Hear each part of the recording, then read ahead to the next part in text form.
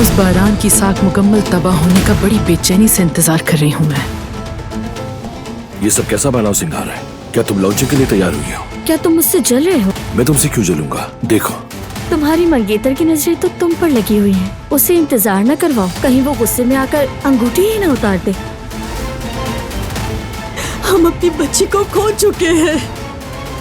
अब हम बढ़ेंगे बारान साहब की बहुत ही शानदार पेशकश की तरफ, जिसके लिए हम यहाँ जमा हुए हैं। अपनी तबाही के लिए तैयार हो जाओ। इस तकलीफ का नाम है गुलाल। आज सब कुछ जान लोगे तुम। जो कुछ हुआ मैं सब कुछ तुम्हें बताऊंगी।